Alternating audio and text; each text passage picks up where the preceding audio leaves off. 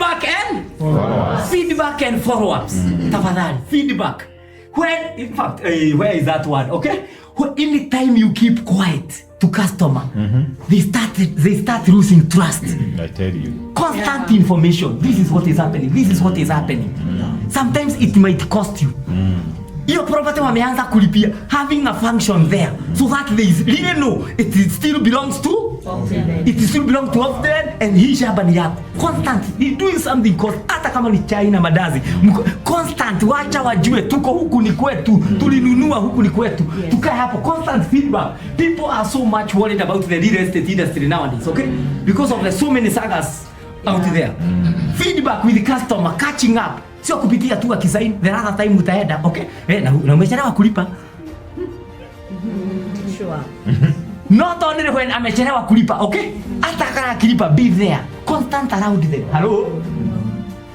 Jockey stays in Nairobi. He have two guys who eye on her, okay? This is Kamau. Kwani yule Jockey? Kuna kitu roho anasema. Okay? Listen in the interest of time, okay? Jockey, I don't know, but what am I going to say, okay? Okay, Jockey stays in Nairobi, two guys. One stays in Githurai, okay? And he times Jockey when he is leaving her workplace every evening, okay? Amgoje hapo hiyo area, hiyo barabara anatokanga hiyo kampuni, amenunua miwa ya 20 bob. Wakule pamoja walk mpaka town, okay? Yes. Talking, okay? They are walking together. And he did that, Kamau did that for 2 years. Then there is another one, okay? Called Musie. He lives in Mombasa. After every 3 months, anamtumianga 2K. 2 months, 2K. 2 weeks, 2K, okay?